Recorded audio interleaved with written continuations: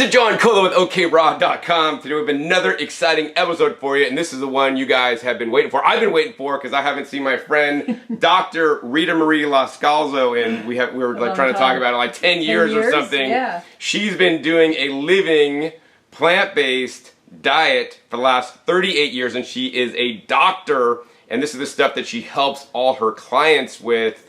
And we want to basically give you guys a download, because what I have seen personally is that over my raw foods career, when I was doing like higher fruit, and now I'm learning that, you know, that didn't work for me so well, right? I'm also learning other people that have been doing it this long, it hasn't worked for them or some of their clients as well also. And there's a lot of, in my opinion, dogma in the raw food space that, you know, a one-size diet fits everybody, and everybody should eat this diet, whether it's a fruit diet or whatever else. Right? We are all so unique and different. I mean, not only are just our microbiomes, but our genes and how we handle fruit and fruit sugar and other different kinds of whole plant foods, whether they are cooked or raw. So what I'm going to tell you guys is that this doctor says that you probably shouldn't be eating fruit monomeals. Is that true? Yes, and. Yes, and. Yes, and. It depends. So if you are doing really well with them, that's fine. But I have found in my 33 plus years of working with people clinically and teaching lots of people online that most people don't do well with it. Most people who are having any kind of health challenges, okay, because I don't see the optimally healthy people, they don't come see me. Right? I see the people who are having challenges, whether it's dental problems from eating too much fruit or whether it's skin problems or my gut problems.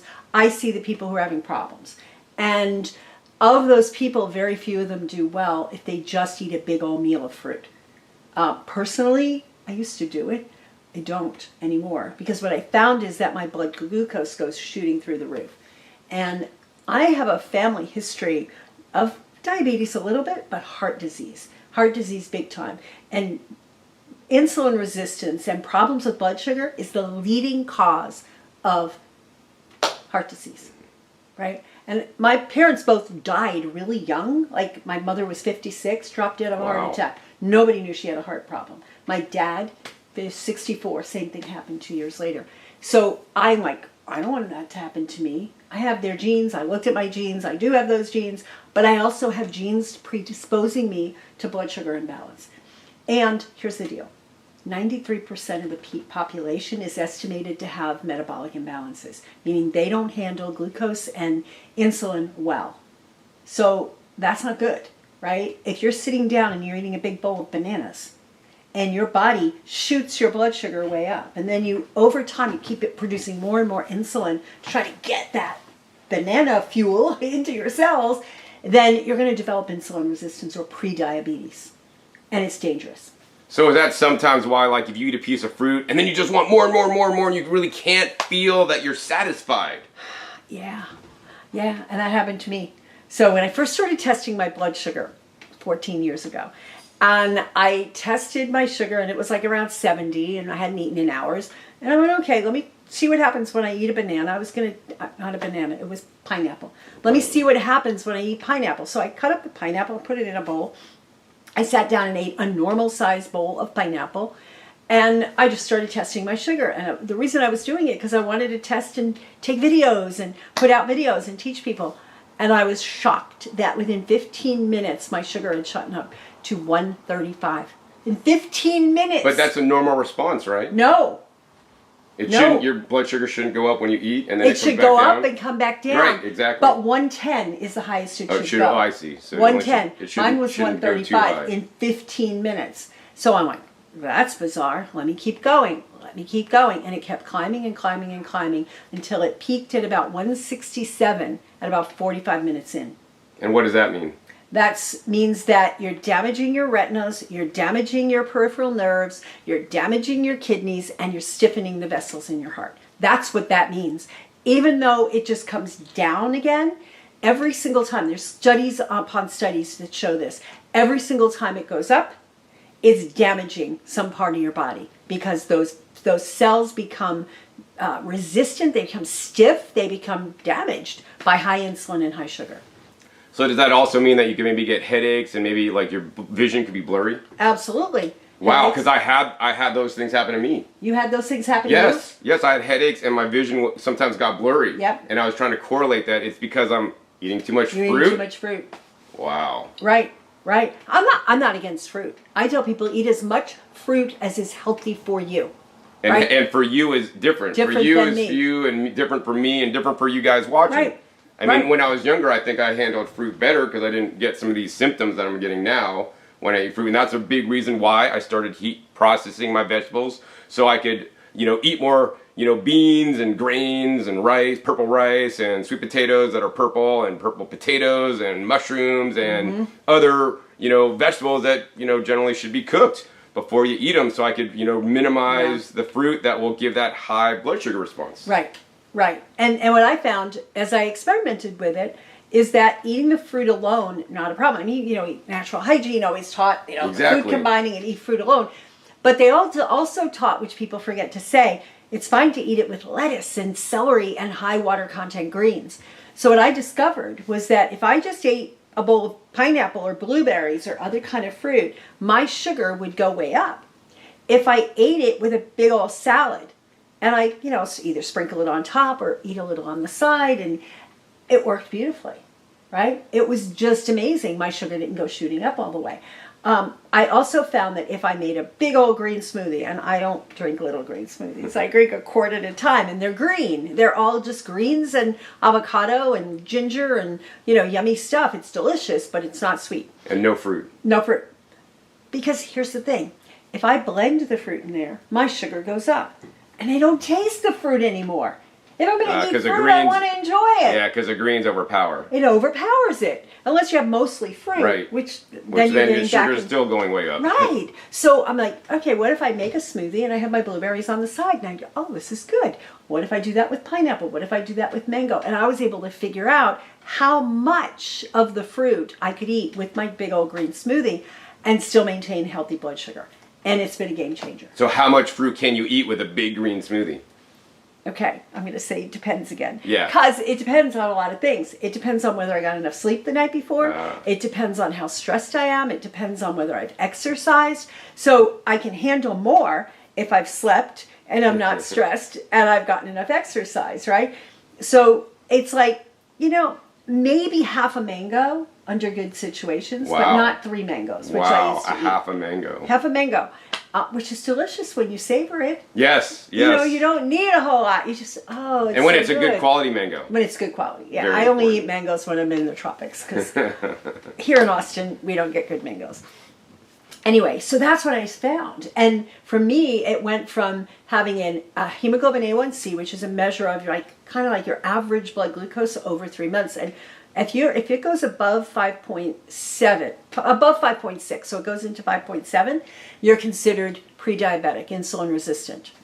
Mine was 5.6 when I first tested it. This was after having been on a raw, plant-based diet, mostly raw, for 20 years. Wow. Okay? And my A1C was 5.6. Well, mine's the same, actually. So, I've tested my A1C all these years, and it's in the normal range. But just more recently, within the last 2-3 years, it's been just 1 point above the normal range. Right. And pre-diabetic. And once again, when that happened, not only was my test off, but then I had headaches, and then my vision will get blurry sometimes. And then correlating that with, too much fruit. And then, of course, then I'm doing damage, because every time that happens, and that's definitely not good. And I'm doing this for my health. So should I still be eating mono meals, Ritamarie? I don't think so. No, not even what you're telling me, and I shouldn't either. Let me tell you, no, we should be balanced meals. And the minerals that are in the veggies help you to digest and process the sugar. So there's important minerals. Chromium and magnesium are 2 really important ones that you need to be able to get the sugar into your cells.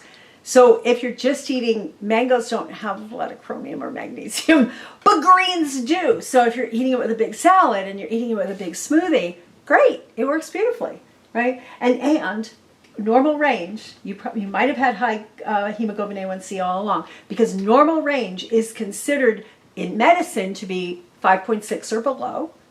And at 5.7, now you have a disease called insulin resistance. I'm like, disease and health don't like sit next to each other like that. There's a process. So in functional medicine, in an ideal health, it should be right around 5. Right around 5. And so I was able to get mine down to that when I started sleeping more, when I meditate and take care of my stress. I always have exercised, and when I cut back on the sugary foods. And I never ate sugar. I haven't eaten refined sugar in 38 years, almost 40 probably by now, since 1985. So what's that? 39 years. Yeah. All right, Ritamarie. Yes. How much fruit can a person eat? Because I know there's a lot of YouTube influencers out there that say eat a fruit-based diet and eat all these monomeals of fruit because that's the optimal thing for everybody, right? And if you're saying we are all different, and I've learned that I definitely don't handle fruit as well as I used to, right? How much fruit should each person eat? How would they know? It depends. Everybody's different. There's no one-size-fits-all diet. The same way that if a population, on average, has a size 8 shoe, you cannot give everybody in that population a size 8 shoe. It doesn't work, right? So what works well for people is finding out what works for them, right? I think lots of plants generally is the way to go. Lots and lots of green leafy vegetables and plants that have all the phytochemicals we need. But then beyond that, like how much fruit and how much, it depends. And how do you know? My favorite way is to get a continuous glucose meter and check. I have one on right now. It's right here. Okay? And you stick it on. Doesn't hurt to stick it on. It has a little filament in it, like thinner than an acupuncture needle. And it measures the glucose that's in your interstitial space, which is a rough approximation of what's in your blood, like when you go to the doctor and they take it out of your vein. So how you know is how does your body respond to food? So I have people look at their continuous glucose meters or get a really inexpensive little glucometer and a finger lancet at the grocery store, no, at the pharmacy, Walgreens, Longs, whatever. And you test it, and you test to see your response to food. So you eat a meal, and you just watch it, and you see how high does it climb, how long does it take to go back. And I do this because that's what happens after we eat a meal. Your sugar does go up, but the curve should be small. It should go up to maybe 110 and then come back down again, unless you're already diabetic, and then we're talking, we have to look at different ranges, but it shouldn't go up more than 20 points after a meal, 25 maybe if you've eaten a really high sugar meal. And if it goes higher than that food is not being processed properly for you. So that's how you know. So a couple more questions. So would you agree that we are designed and our digestive system is most similar to frugivores on the planet? And if we're designed to eat fruit, why can't we eat fruit? So I don't know that we're designed to be frugivores. I do think we're designed to be herbivores. I mean, plant eaters. Or plant eaters, right? And most people will say, well, we have these canines, but mine aren't like long and down to here, and I can't shred an animal with my teeth. So, but some people do okay on a little bit of animal foods. I'm not a big fan, but I don't do it myself. But the point is that we eat plants. We're designed, I think we have mouths that handle plants. We have a digestive tract that handles plants better than it does animals, because animals have a very short digestive tract, so the meat doesn't rot as it's going through, right? So we do better, and I don't think we're designed to be frugivores. I don't really think that. I think some people can do well. I'm concerned about a lot of the nutrients that we miss and when we eat fruit, because there's a lot of foods, a lot of the minerals that are not in fruit that are in the greens and in the vegetables. So, and we need those, the magnesium. Not a lot of magnesium in fruit, lots of magnesium in vegetables. So I think that balance is appropriate and finding the right balance for you. I eat mostly veggies, nuts and seeds, avocados. Avocados are fruit. I eat tomatoes. I eat cucumbers. Those are fruits, but I eat non-sweet fruits. And then I have a little bit of fruit to just get some of that. I love all the antioxidants that are in fruit, but if you have the problem where your body doesn't handle the sugar well and your sugar goes shooting up, you're putting yourself at risk of diabetes, at risk of heart disease, at risk of damage to your retinas and peripheral nerves and even kidneys. So all those things are problematic. And you're putting yourself at risk at losing your life earlier. Oh yeah, absolutely, I think. I think so. We don't have any proof of that. I don't have any studies that show it. You can't do a double-blind placebo-controlled study on how quickly somebody was going to die on one diet versus another diet. I think you're moving in the right direction if you are eating fruit instead of M&Ms. I think you're moving in the right direction if you're eating fruit instead of nothing but meat. But I think it's just not optimal for most people. You're not going to get all the nutrients you need. Cool. So we talked about eating whole fruit, which some people can't really handle too well. Let's talk about like smoothies and juices. I'm the number one promoter of juicers in the world, but I do not recommend people juice fruits based on the published studies and my personal experience. Yet so many people still do that. Right. What are your thoughts, and what have you seen with the people that you have coached and work with in regards to specifically fruit juices? We could also talk about green juices with no fruit. And also like blended fruits. Right. It's my belief that when we disturb the fiber matrix and take the fruit out of the fruit and like blend it up in the blender or juice it, right, it affects our blood sugar and affects us and digests differently. So what say you? Say me. Okay. I love green juice. I do green juice. I don't do fruit juice. What I tell people is, they say, well, what about lemon and lime? They're fruits. They're not sweet fruits. Lemon and lime go well. If you're making a green juice and you put some lemon and lime in there, it takes away some of the bitterness and provides a lot of vitamin C. But when the fruits are juiced, you're removing the fiber, and that sugar gets free entry right into your cells, right into your bloodstream, shoots your sugar up, and contributes to insulin resistance, I believe. I don't have, a quote right here of a study that shows that. Oh, I have the study. You have a study that shows that. Link down below to my video where I explain the study and share the study. Yeah, but it just is common sense. And what I find with people, we'll have them measuring their glucoses, and then they'll go, what happened yesterday afternoon? My sugar shot up. I'm like, okay, what did you eat? Well, I had this, and I had this, and I had a juice, a green juice. What was in your green juice? A lemon and cucumber and celery and apple. Stop right there. Okay? Apple. Apple, you can have a sweet apple, you can have a tart apple, but in any case, a lot of people, even a little bit of apple in their juice will shoot their sugar up. I won't drink a juice that has apple in it or any kind of fruit, because it's very quickly released into the bloodstream. When you blend the fruit, it's better for a lot of people. Me personally, when I blend it, it doesn't work very well. But you're basically destroying the fiber. The fiber is not destroyed. Let me just say that a different way. You're disturbing the fiber matrix. You're disturbing it, right? And so it works differently. It's not going to be as intact so that it just carries everything through your, like the broom going through your system. And it releases the sugar. That's the biggie. When you blend up the fruit, it releases the sugar. So it's much, much sweeter than just eating the whole fruit. Plus, you can drink a whole lot more than you can eat. How many apples can you sit down and eat? Personally, 1, 2 maybe.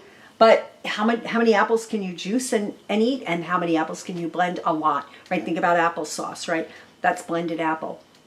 So I'm not saying these foods are bad. What I'm saying is that we have to look at how our body tolerates it.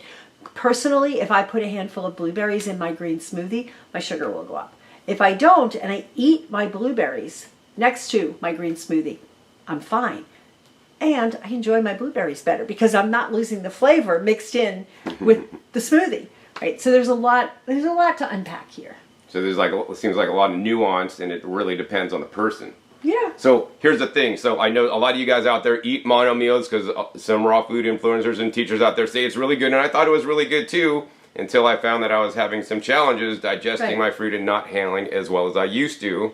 And so how would somebody know if they're mono meals, without any kind of testing? Because they could get blood testing. Link down below in my video how you guys could get blood testing without a doctor in most states for like $5. I mean, of course, then you should consult a doctor like Ritamarie to read that out and consult with you, because otherwise you just interpreting the data only goes so far, and you're not going to know the whole story and how things are interconnected, and gets really complex. But nonetheless, what are some things besides a blood test somebody could do? Like, what are some symptoms of eating a mono meal? If you get blurry vision, you get a headache, if you feel tired afterwards, are these some signs, and what are some other ones? Yeah. So for me, it was I can't stop eating. So I would eat and I'd be full. My stomach felt full. And if you look at the calories, it would be plenty. But I'm like, where's another mango? I need another pineapple. I need more dates. I need more dates. Oh, dates. Oh my God, don't get me started on dates. And they're so good. They're so delicious, but I just couldn't stop eating. And I was hungry. And I tested this once when I ate my bowl of pineapple and my sugar shot way up. And I was just like, I need more pineapple. I'm like, oh, but you can't do it because you're doing an experiment and you want to see what happens over time. So I refrained, but it was really hard. And then as soon as my sugar started coming back down into closer to a normal range, like it was around 90, I'm like, oh, I'm not hungry. I guess I wasn't really hungry, because hunger just doesn't go away out of the blue unless you eat, if it's real hunger. And I wasn't hungry anymore. So if you find that after you eat a big meal, you're still wanting more, that could be a sign. If you find that your teeth hurt, sometimes it really, the sugar, so much sugar aggravates your teeth, and your teeth, especially if you don't have great teeth, that can be a problem. The blurry vision for sure, brain fog. And when you're gaining weight, that's another sign. A lot of people don't gain weight on a fruit-only diet, but some people do. And that would be a sign that it's probably not good for you. Wow, that's insane. So I think really what I want to do is try to help people, and maybe some people have like, oh, I have some of those symptoms.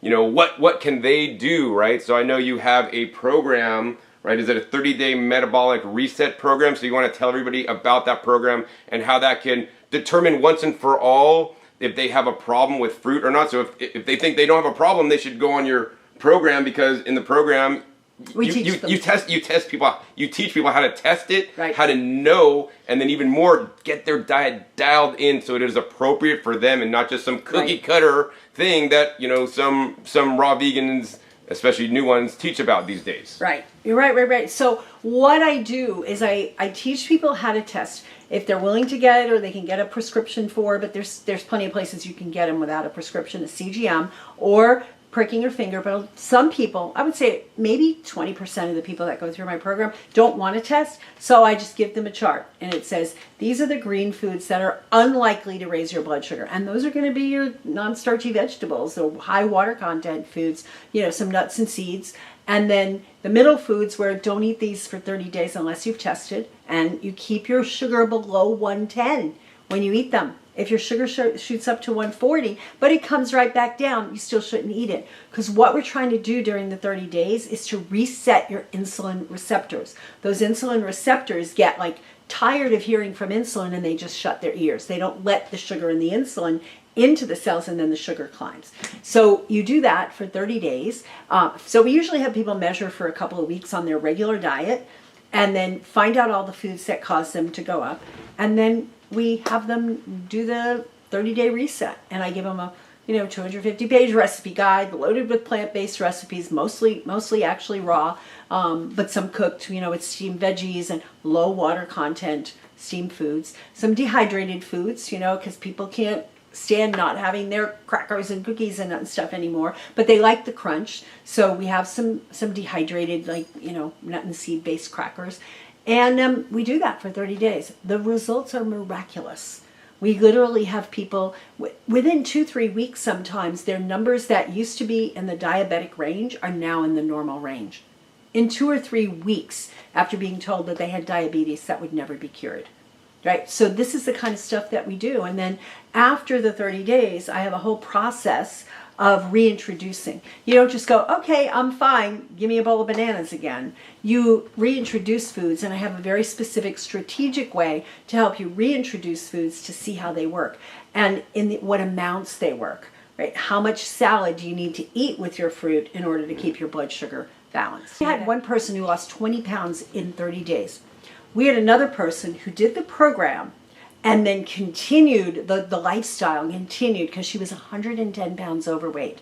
She ended up losing all 110 pounds. She reversed her Hashimoto's. Her pre-diabetes, her blood sugar fasting was in the 110s. It went down into the normal range in the 80s. And the doctors took her off all her medications that she'd been on for 50 years. That's the kind of results we see. We had another person who was diabetic but refused medication, and her blood sugars were running too high, like 160 to 200. And within 2 weeks on the program, her blood sugar dropped below 90, fasting in the morning, and she was crying. She was in tears, said she'd never had that happen before. So those are the kinds of things you can expect. We've had people have their cholesterols drop. We've had all kinds of things happen. But mostly the pre-diabetes goes away. The overt diabetes, can't say it's reversed. I can't say it's cured. But the diabetes can be stabilized or it can be reversed. But I'm not your doctor, so don't take my word for it.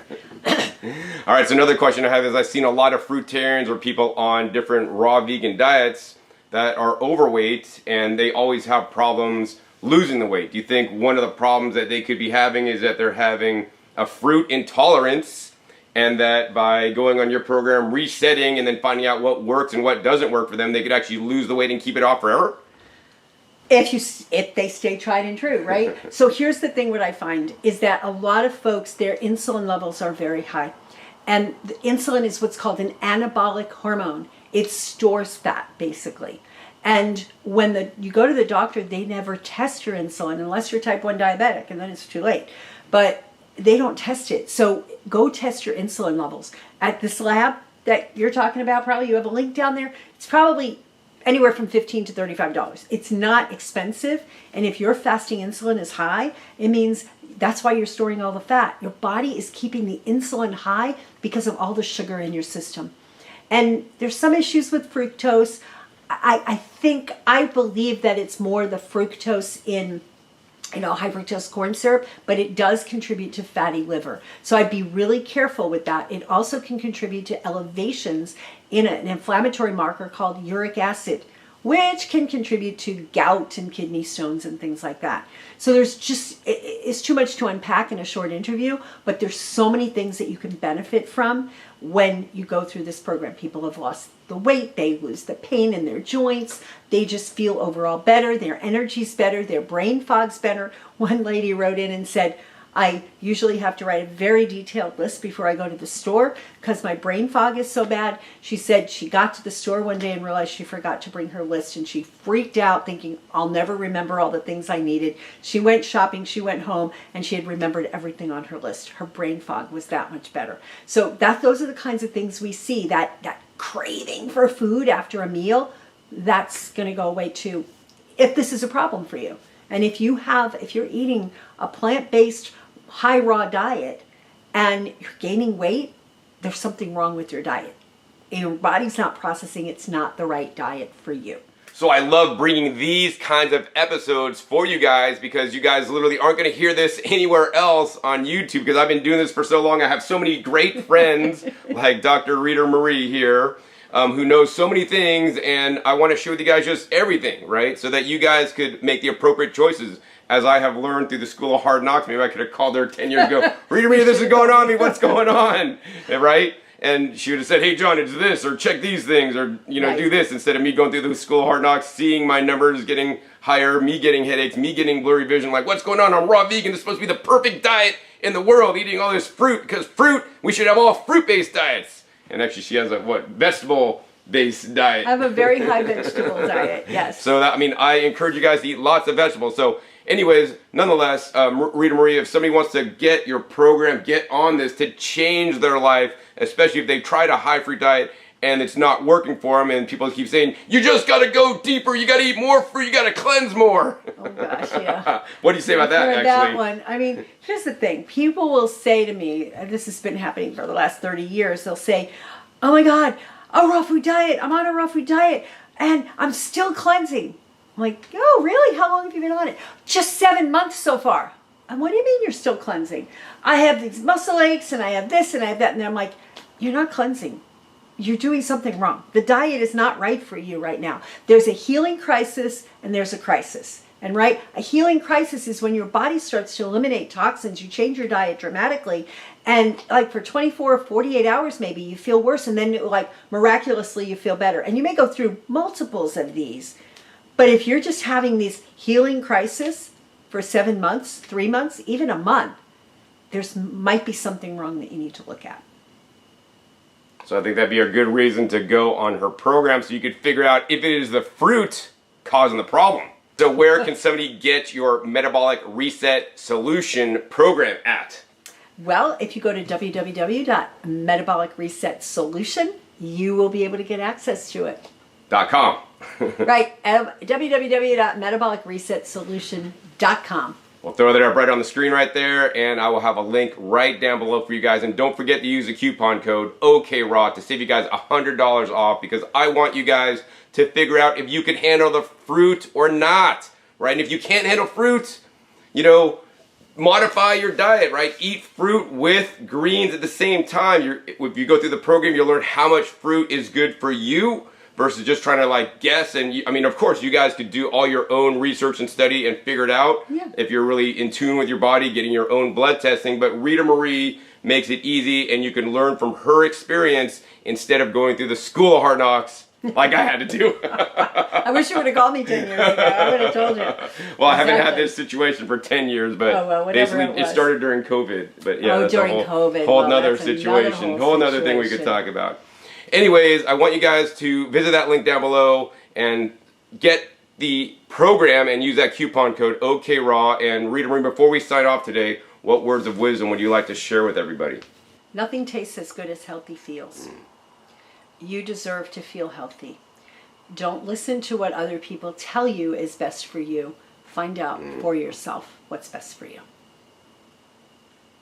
Wise words. I would say, you know, I want you guys to test, because the only way you're really going to know is if you test your personal blood sugar and how food, including fruit, affects you personally, instead of listening to somebody that doesn't even know you, that are just spouting out, eat all this fruit because it's healthy, and we're frugivores from our digestive system, right?